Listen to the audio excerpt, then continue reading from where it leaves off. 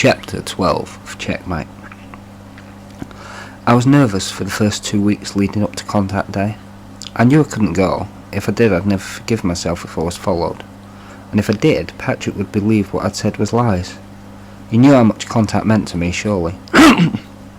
I'd asked him about Jodie, Jonathan, Caroline every time I'd seen him. I missed them terribly. It was something I always carried as much as I blamed myself for. I hated myself, but I kept my words to myself and spoke to Alan in my head. I'm doing this for them. I can't have them hurt again. They've seen too much. I want to see them, Grandad. I love them. I love them more than anything, but I can't see them. If I do and I'm followed, I'll always be an outsider. I can't have that either. I'm sorry. I told Brenda about Mum sleeping with your brother. I'll keep my word. I'm sorry you're dead too. I'd imagine him reading a western book with his hat pulled forward and my words would magically appear on his page. I didn't get to thinking about how he'd feel. I trusted that he'd hate me, but I had to tell him anyway. I spent less time with Courtney and more time walking the streets. I visited the allotments and my old school, both of which held no answers.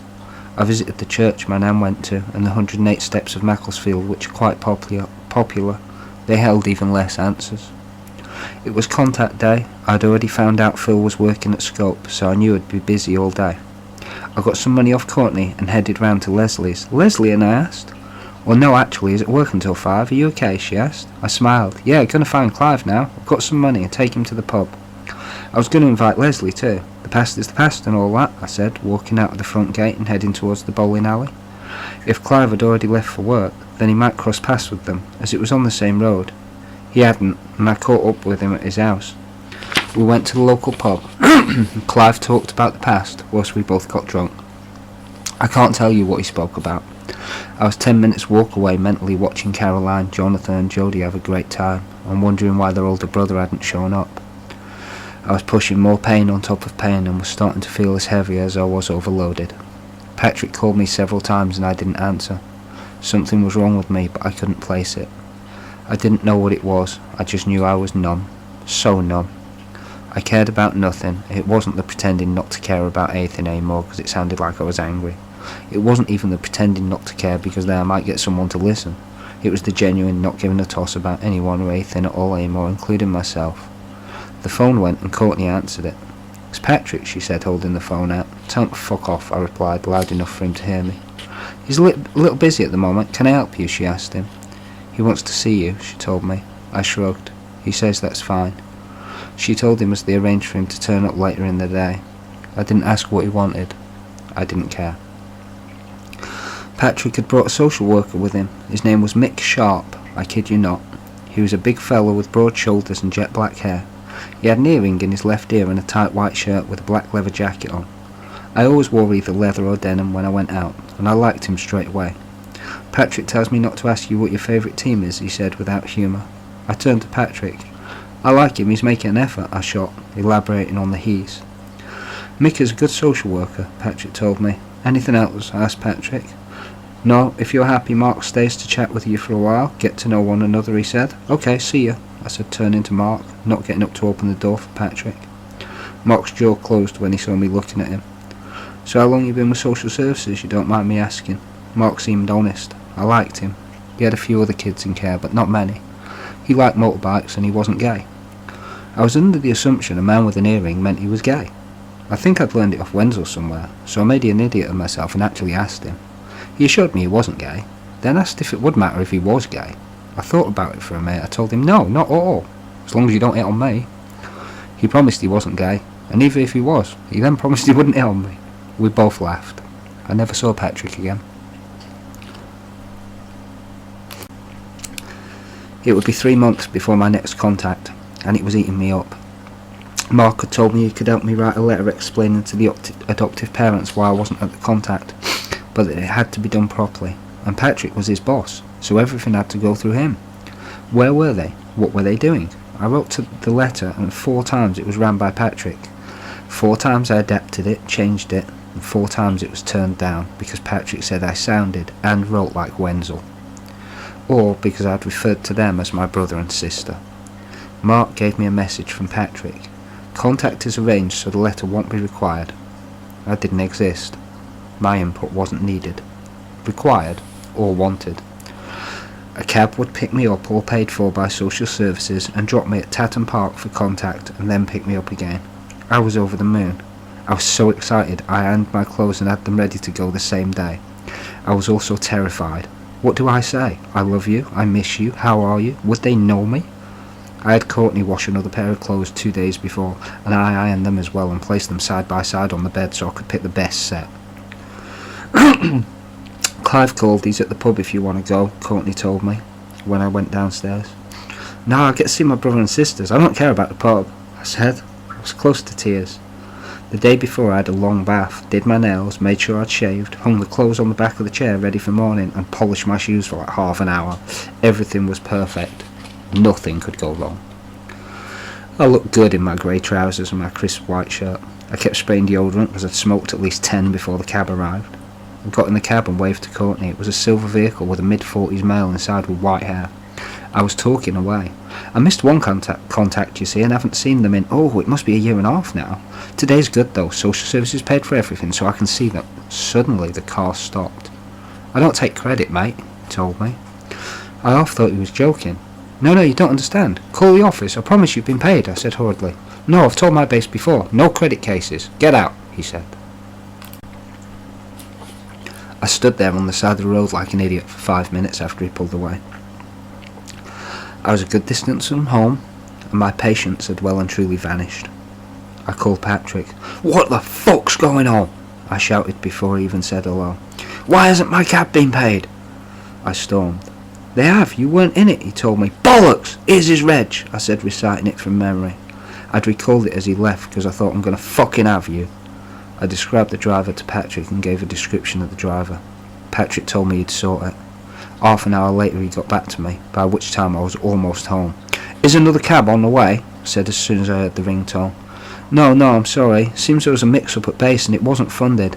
I'm sorry, you'll have to sit this one out. I'll explain to the carers, it'll be okay, he said. What? It's okay? No, it's not fucking okay. Book me another cab, I replied. No, Trace, I can't do that. Call me when you've cooled off, he said, and he hung up.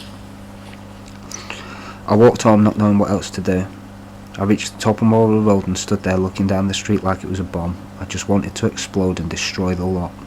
I wanted that road dug up and turned upside down so as the houses and people in them were buried forever. I wanted to do the same to the social services. I hate this place, I said out loud. Sorry, Mum, Nan, Alan, I hate this. I can't be here. I can't hold Jonathan, Jodie or Caroline. I can't, and it's not fair. And I screamed, it's not fucking fair. A couple were walking down the road in the distance, hand in hand with 2 children in front of them. They were so lucky to have that, all of them. I went to meet Clive at the pub by the Macclesfield bowling alley. I was supposed to have contact today. Cab messed me around. I can't go. I'm sorry to tell you because I know you'd love to go and see them, but I need to talk. I'm sick of it. I've had enough, man, I said, leaning my elbow on the bar and barely holding myself up. I wasn't sure if Clive was going to smack me in the mouth or whether he'd just sound off about social services, and at the moment I didn't care. I had no energy. I wanted out of everything. You need a drink, he replied. I told Clive about my other visit with Patrick. So I couldn't tell A1, mate, as I know you think the world of them, but it'd scare them. Right next door, man, I said, pointing to the bowling alley. It's okay, lad. Social services are all full of shit. Half of them don't know what a rough life is. The other half are trying to escape it themselves, he told me. Phil joined us and we changed conversation to happier times. I didn't trust Phil. He'd changed since I knew him as a kid, and I wasn't telling him shit. I had to tell Clive. I felt he genuinely cared in his own way. I knew if I didn't tell someone I was going to crack. I could feel it. I'd felt it for weeks. Something big was brewing, and I knew I didn't want to gulp down whatever it was. I was lower than I'd ever been when I walked back to Courtney's house. Roger was there. He wanted to take Fawn away with his daughter. It wasn't my call. I didn't trust Roger, but Fawn wasn't my daughter either. Courtney was fine with it, and Roger had taken her out previously and it had all been fine. I called Patrick Benson to set up another contact. After all, it wasn't my fault I'd missed it. I got a flat out no contact from him. I tried to explain. I complained that a cab wasn't provided, sufficiently to begin with, and another wouldn't take me. It was no use, Patrick wasn't listening. and the adoptive parents had the perfect opportunity to say that I'd missed so many contacts it was causing distress for my brother and sister. I hung up and sat numb for a while before calling every local social services I could find to explain. Each one said the best they could do was talk to Patrick Benson. Patrick called me back before 5 o'clock. "I'm sorry, Trace. I meant no contact until Jonathan and Jodie's parents will let us know when," he said flatly. Fuck it. I couldn't win. A week passed at the most, and with each day I was getting more and more irritable. I saw families everywhere. I hated it. My old plan had gone out the window. I wasn't thinking straight at all. I had no plans. But I knew if I had one, it would have been where I jumped straight to killing myself. I fought with the idea a lot. I kept not doing it several times because I was too damn stubborn. Fuck them, let them beat me. Let social services win. Wenzel wanted me dead at one point. I'm certain of it. Let him have that satisfaction. Besides, everyone kept telling me how one day Jonathan, Jodie and Caroline would come back. After all, I did. How would it look if I killed myself? What future would they see in themselves? Then the pain of just thinking about them would kick in again, and I'd start shaking or I'd feel sick. Sometimes just plain numb. I'd have to hold my head down when walking so as I didn't see anything that remotely reminded me of them for fear of bursting into rage or tears. Looking back now, I was in a pretty shit state, but nobody noticed. Social services didn't give a toss. As long as I told the line, or they could find an excuse why I was acting out, they weren't bothered. Only when it became their responsibility to assist, or they thought I was going to make a lot of noise, did I become important to them.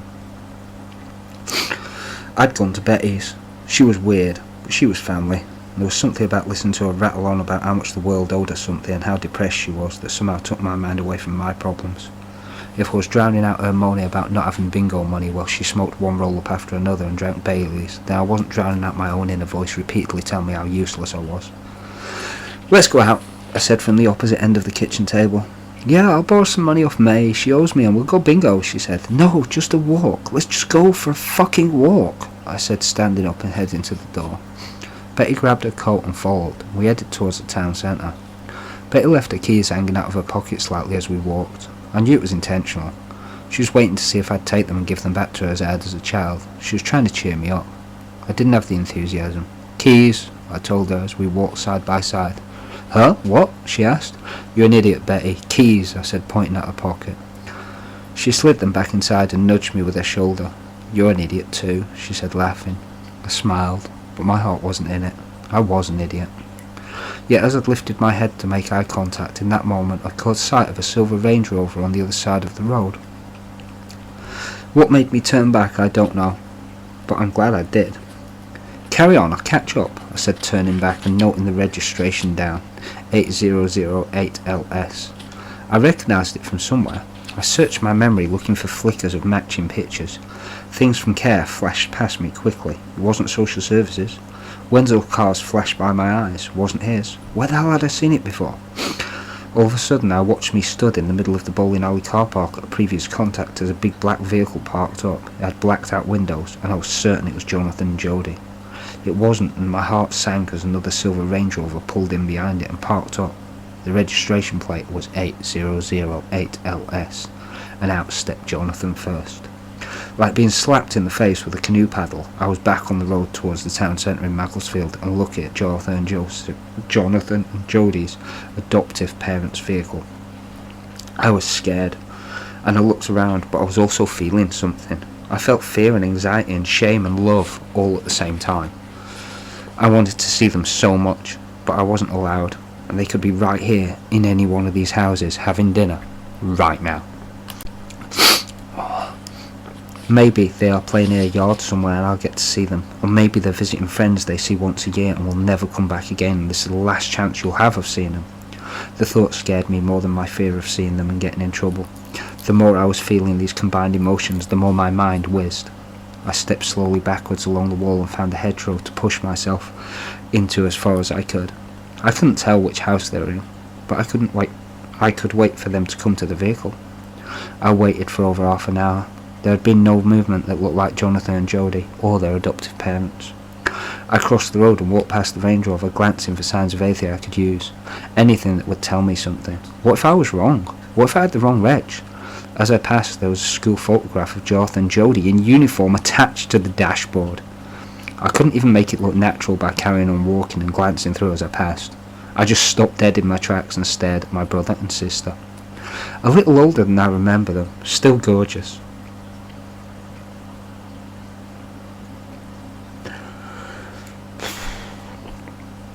I felt the tears start in my stomach and gave myself a mental slapping. Take a mind shot. Remember this, I told myself, knowing I was missing something important. I looked around as though I was Wenzel. What can I use? What is useful to me? Car clean and tidy, a picture on dashboard, 2, school uniform. Anything in the background to tell me a location. Anything in the car I can reach. Nope, might be alarmed, must be the picture. Then I realised the uniform had the name of the school printed on it. I memorised it. I love you, I'm sorry, I said, walking off as the tears began to fall. I crossed back over the road and edged backwards into the hedge, never letting the vehicle out of my blurred sight. Okay, let's do this. Chapter 13. Bastards, I thought over and over, each time getting louder in my head. I knew what was coming. I'd felt this before when I was angry at everyone.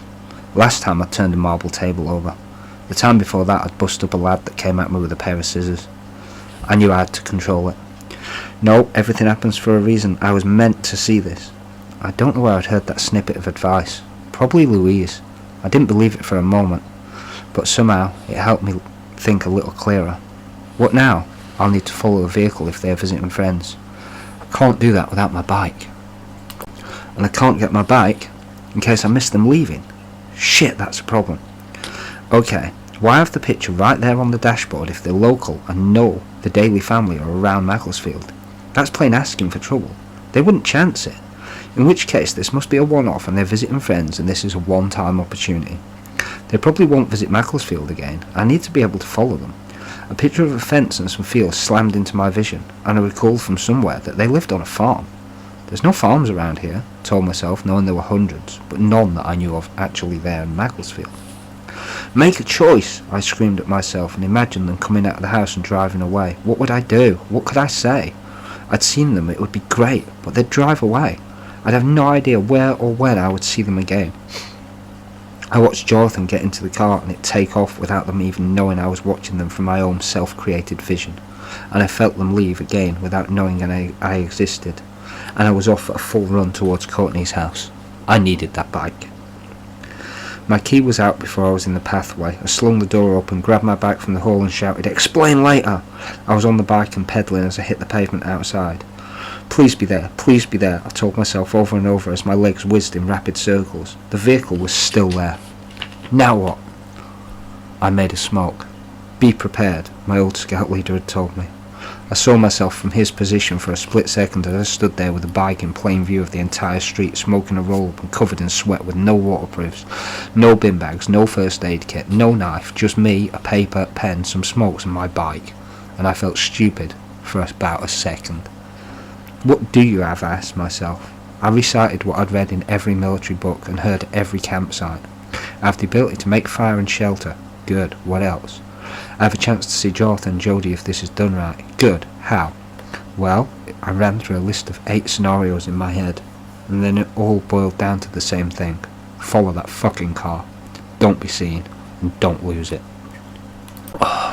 I don't know how long I'd stood there with my foot on the pedal, positioned at 4 o'clock, exactly as Alan had taught me years before, on a road not 5 minutes away.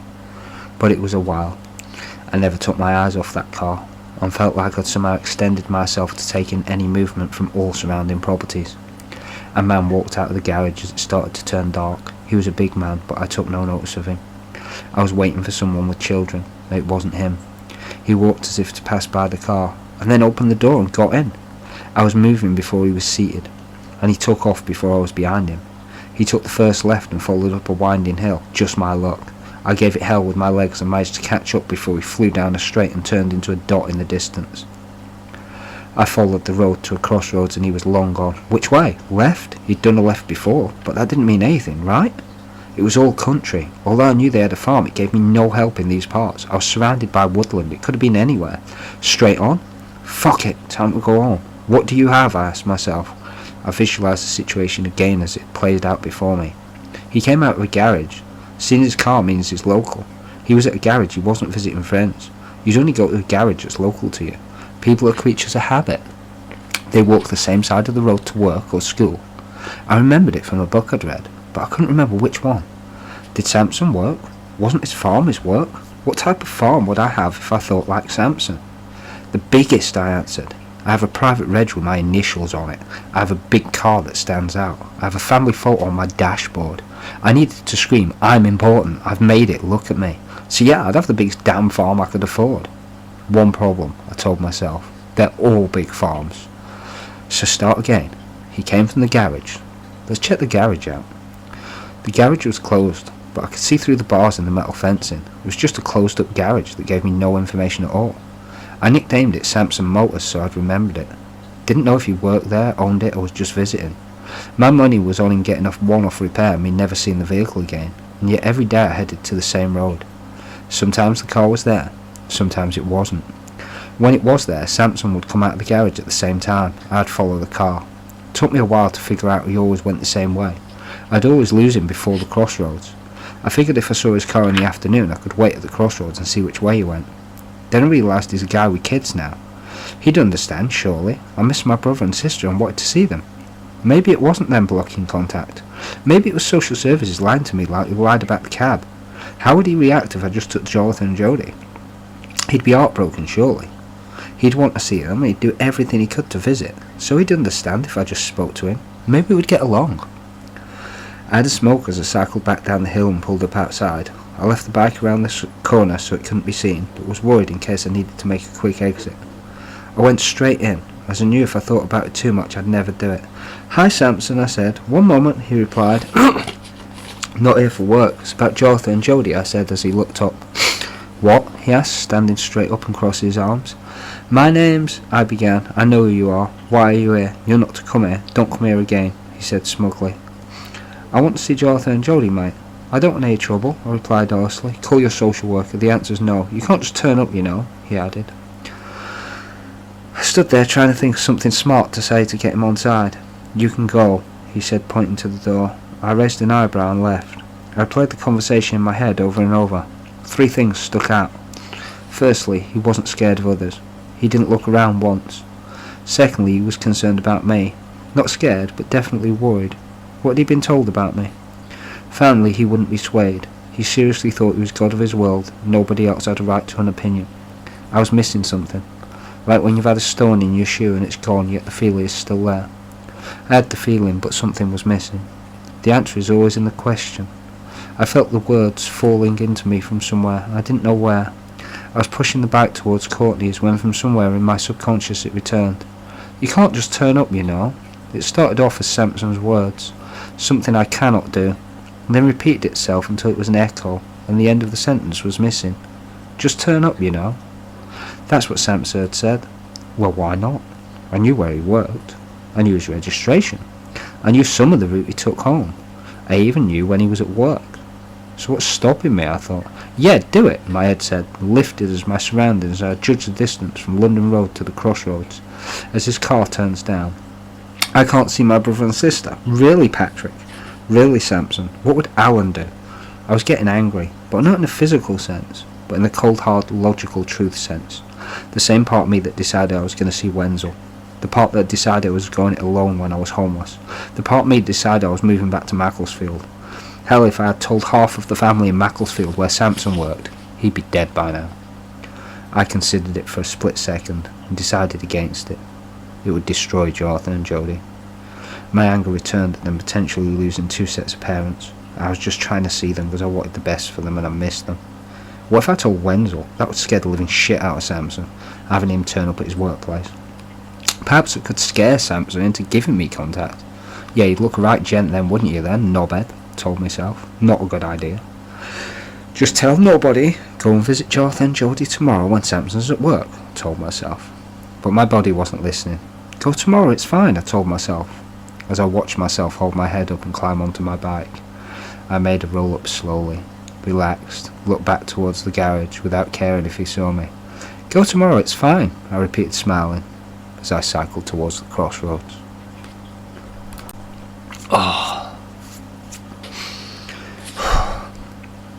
reached the crossroads and went straight across and then stopped. I checked my phone. He was due out of work in 20 minutes. If he went straight across, I had a head start. If he didn't, at least I had a direction. I looked back beneath my arm at the road behind me. I jumped with each car that came down the road until his did. He had to slow at the crossroads and I couldn't see an indicator on, so I started pedalling.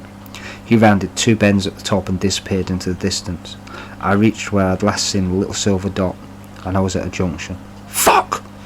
I turned right. There was no logic behind my decision. Stay on the right path, I told myself, and so I turned right. I couldn't see him anywhere. I stopped and asked various people by making random excuses. I used to work for Samson, but I've lost his number. Do you remember where he lives? I haven't seen Samson in years. He used to babysit me when my mum died. Now I can't remember which farm it is. Do you know? People were really helpful. A couple asked me a few questions, so I just acted as if I was really shy. Fuck 'em. It wasn't long until an elderly gentleman gave me the answer I needed. Samson? Sure, I know him. He lives there, he said, pointing to a corner surrounded by fields with a huge house behind it. Thank you, sir. Thank you so much, I said. I pedalled in the general direction and stepped out of his line of sight, but a good distance away from the farm.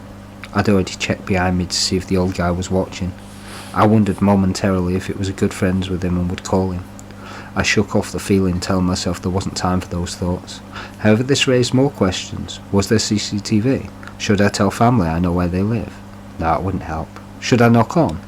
No, not with Samson there. Maybe I should just wait here until I could see them. They would never see me, but I'd get to know that they're okay. Yeah, they'd have to say hi, because it would kill me not to.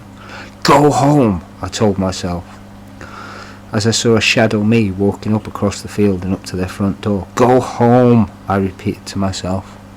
But I didn't move a muscle. One circle of the property couldn't hurt.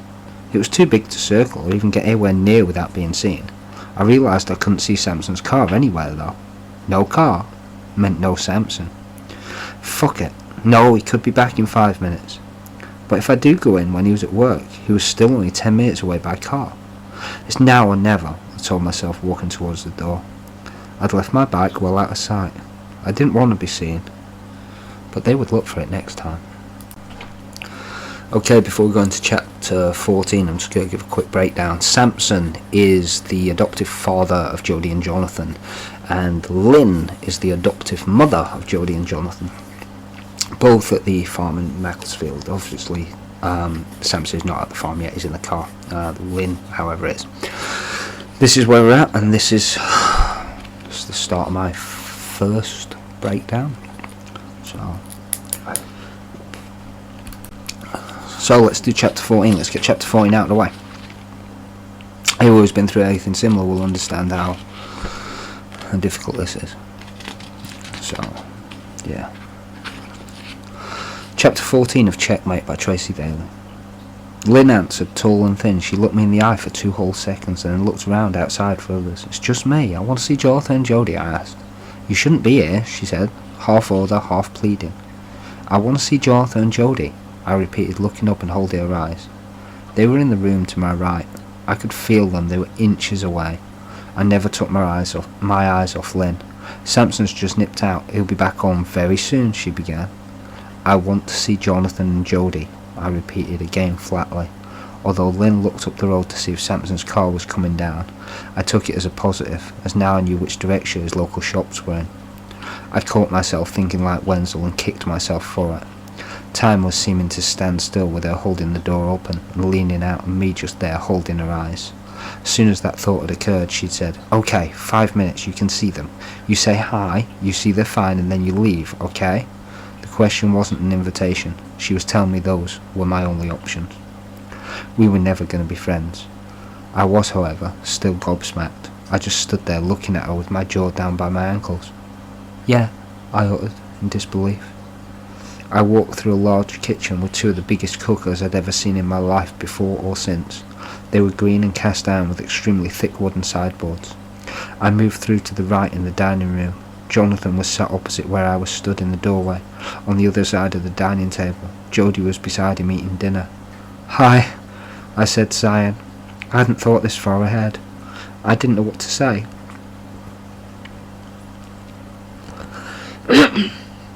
Jonathan just looked at me with a "who are you" expression. and I felt a knife turn deep inside me. "Hi," he said, giving me a wave. I looked at Jodie, simultaneously taking in every line of both of their faces. I wanted to capture this forever. I meant never see them again. I might hurt like I'd never hurt before, but I wanted to capture their faces in my mind for eternity in that moment. I was in big trouble with social services, and probably everyone else too, but I didn't care. I smiled at Jodie. Jonathan looked at her, and his expression asked again, "Who's he?" "Okay, seen enough, time's up," Lynn said, blowing my dream into a million pieces. Jonathan put his fork down, which had been suspended in mid-air through my entire visit, and I left. They were alive, healthy, and I had no clue who I was. I saw my bike and got on out of habit. They are safe, I thought, said aloud. I needed the company, even if the company was my own voice. I was so tense. I was so angry. It's time, I thought. Fuck Wenzel. Fuck Leslie. I don't care anymore. They're gone, happy. They don't know me. I didn't exist. I was rolling down a hill fast, and I began pedalling until I felt the burn in my legs, and then I pedalled some more. I didn't stop for corners or cars. Then I pedalled harder and my chest hurt. "Ah!" I screamed. The tears were running down my face, burning into my wind-drawn cheeks. I didn't care. "See my pain!" I screamed. I cried hard, and every part of my body was pumping as I flew down the next hill, which was windy.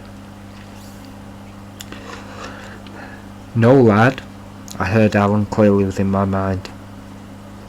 "Don't, lad, it's not time. You can handle this." He was calm and controlled. "Fuck you!" I screamed. "Ah!" I pedalled harder. I could see traffic crisscrossing in colours beyond my tears, and in front of me, maybe 300 yards ahead. I pushed harder. I looked beyond the traffic. I don't exist, I told myself, with 200 yards to go. They don't know me. Another knife in my chest. I bent over the handlebars. Fuck it, I was dead anyway. I stood up, and I gave it all I had left with my legs and arms to go faster. When I heard, "No, please!" It was Pat. "Fuck you, I'm coming!" I shouted back through gritted teeth, and zipped across the road, straight through to the other side. I just realised I made a spelling error there. Pat should have read Alan. All the while, the internal voice was my granddad. I didn't have time to think how I'd made it. I didn't have time to slow down, nor the inclination to care. I was heading down a very steep hill fast, too fast. The wind whistled noisily, and all I could do was hold on. I need a break. Okay, and all I could do was to hold on. I could turn the handlebar sharply. One twist, I'd go straight into concrete, or a tree. It would hurt, but it wouldn't kill me. I realised I didn't want to die, not really. I just didn't want to hurt anymore. I don't want to hurt anymore, I told myself, sobbing as I reached the bottom of the hill, and myself. I turned past Sampson's garage. "One day they'll come back, you bastard. One day," I said, not believing a word of it. I got off the bike, picked it up and threw it over my head into the nearest wall. It didn't break, which angered me even more, so I kicked the shit out of it. I looked down at the two buckled wheels. That was dumb, I thought. I was exhausted. I was referring only to the bike. I sat there for 10 minutes chain smoking and crying before I carried my bike the half-an-hour walk home. When I got in, I threw it in the hall. "Bike's fucked, don't ask," I shouted before sitting down on the sofa. Some guy was sat on the armchair beside the door. Big fella. "Courtney's new man, I presume," he said, sitting forward and eyeballing me. "Who's this?" I asked Courtney as I nodded towards the fella. "Dave, he's alright. Popped in to say hi, didn't you, Dave?" she said. I caught a lie in her voice. I didn't like it. "How long you plan on staying, Dave?" I asked him, who was still trying to stare me out. "Trace," Courtney piped up. "What?" I said, daring either to start with me. "I'll just have a brew, I think," Dave said, leaning back on the chair and folding one leg over the other as he faked acting comfortable. "Fawn," Courtney spoke up. Fawn made the brew. She was 13 in school uniform, long brown hair, pale features and freckles. Me and my new best mate just sat eyeballing one another whilst he made small talk with Courtney. We met on Chatline, didn't we, babe? He asked. Had some good times, you and me, he added. Can see you settled now, though. He hadn't taken his eyes off me the entire time. I said nothing, just smiled and leaned forward enough that if need be I could be standing instantly. Fawn was coming through with drinks on a tray when Dave pushed the door closed, knocking into her, and laughed. I got up and took the tray from her. Upstairs now, babe, I told Fawn quietly. She vanished to dry off. Courtney was laughing. "You think that's funny?" I said. Stood up by the coffee table in front of Dave with my back turned to him. I turned around. "That's hot fucking water," I said, pointing to the cup and taking a step towards him. "Okay, mate, chill, he said, laughing. I didn't move. "You get rid of this dickhead or I will," I told Courtney. Started taking the cups into the kitchen. Dickhead left within moments. Fawn came downstairs all apologetic. I gave Fawn a hug and told her she'd done nothing wrong. Apparently David dated Courtney and had always bullied Fawn. Courtney was pissed because Fawn was telling tales on her. Courtney was trying to explain whilst Fawn was filling in the gaps with accuracy. By now I'd calmed down and Fawn was settled. Courtney, however, was still visibly tense. "No guys over that I don't know, we're done. Pick one," I told her. "It's not like that, it's," she began. "Fucking pick one or I'll leave now," I told her. By this time we were stood in the kitchen and Fawn was stood beside me explaining what her and the boys had been up to all day whilst her mum and I were having this conversation. Courtney was boiling a pan of water on the stove. I don't really remember why. "Will you?" Courtney said with anger in her voice, and I saw her arm twitch as she began to turn. She was going to throw the whole thing over us. I stepped forward and chopped her hand, knocking the lot into the sink. Fawn stood frozen. "What the fuck are you doing? Do you want her scarred for life? That's your daughter!" I slammed my keys down on the side and walked out. I came back a couple of hours later after sitting in the church. I wasn't religious. My reasons were simple. It was free, it was warm and dry, nobody would disturb me. I decided it was time. I needed to set a rule. I got home and told Courtney I was sorry for chopping her wrist, but I wasn't going to have her throw water over anyone. She insisted she wasn't going to, so I asked Fawn to come downstairs and give her side of what happened with no prompting from anyone. Fawn confirmed she thought her mum was going to throw the water over me, or her, but definitely at least me. I told both Courtney and Fawn from here on in there's no bullying of anyone, from anyone, whether inside or outside the house. Courtney agreed. "I'm going for a bath. I don't want to hear about this shit again. It's forgotten. Let's get back to normal."